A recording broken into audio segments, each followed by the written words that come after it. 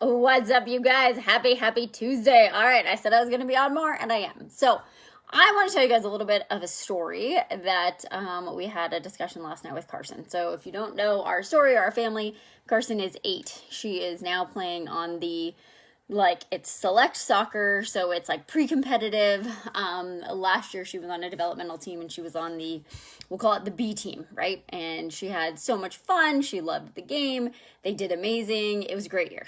Her confidence grew massively, and she loved playing the game. Okay, so this year she made the quote unquote A team. Okay. So we've been playing for a couple weeks. It's a new coach. It's a new team. She knows these girls. She played with them this summer, but now she has this thought in her head that there's this different expectation, right? It's the A team. These girls are better than her. Like all the stories we all tell ourselves, right? So we're seeing this come out in how she plays. And I promise I'm going to get to this and how it affects your life in a second. Hi, Haley. And so she's playing in a different manner, right? She's definitely a little more reserved. She's thinking about what she's doing versus just like getting the ball and doing the things, right? So we were talking to her about it last night and trying to kind of help her work through it. And what I said to her, and then after I said that to her, it stuck with me for like the last 12 hours of this is happening in so many of our lives, right? So they played a tournament this weekend. Their first game, they just really they didn't play the way they know how to play. Second game, they did amazing. Third game, this team was legit. Like, they were really good. They were truly probably better than our team, but our girls stepped up. They did great. But we spent the entire second half just trying to get them not to score, right? So if you've played a sport, you know that difference where you're like, we're just going to play defense and pray that we don't get scored on, right? Versus like, we're going to go score and we don't care what they do, right? And so I asked her last night, I said, do you know the difference between focusing on winning or focusing on not losing? And again, she just turned 8, so it was a hard concept for her, but it's something I want you guys to think about in your own life. And truly, I think in the last 18 months, there's been a whole lot of us focused on not losing, right?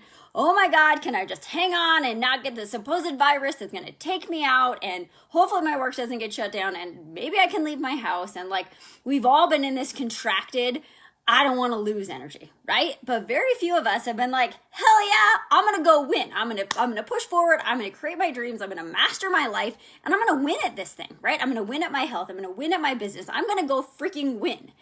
And so what I want you guys to think about is like, what is the energetic difference between winning and not losing? Okay. And this is what I think is true.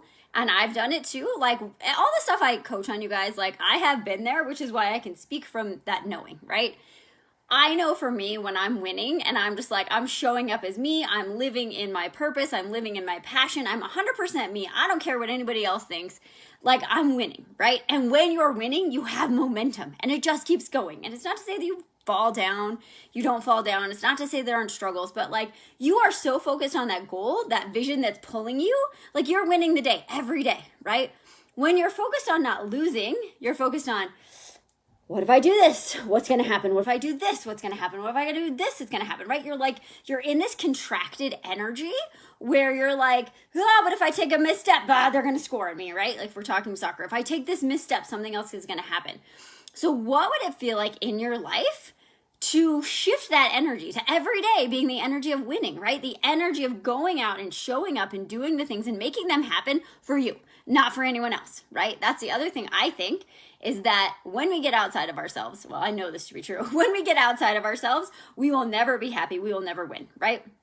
When you're focused on not losing, you're focused on other people, right? Like when Carson's playing soccer and she's focused on not losing, she's focused on how do I stop them from scoring, right? When she's in a winning energy, she's focused on how do I go score, right? So I really want you guys to think about when you're in a winning energy, you're in your energy, your goals, your dreams, your vision, your health, your whatever it is that you want in your life, versus when you're trying not to lose, you're focused on somebody else. Well, what if my neighbor gets COVID? What if my neighbor does this? What if this person that's building the same business as me does this? Who cares? It doesn't matter, okay? So I want more than anything for her to understand this, but I want you guys to understand this because this is something that I don't think I understood when I was playing sports. I know I felt it, but I don't think I understood it. And then I see it in life show up, right? Like so many of us, sports are just an analogy for life. So ask yourself, are you winning? Are you focused on winning or are you focused on not losing?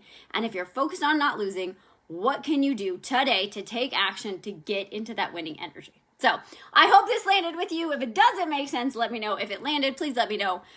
For all of you that are parents of athletes, I give you props because it is super hard to be a competitive parent of competitive kids and stay in your lane and manage your expectations. So I'm cheering all of you on. I'm cheering on all the kids. I'm hoping that we can release this energy of fear and get back into winning our lives, winning our communities, and just being there for each other. So I hope you guys have an amazing Tuesday, and we'll chat soon. Bye for now.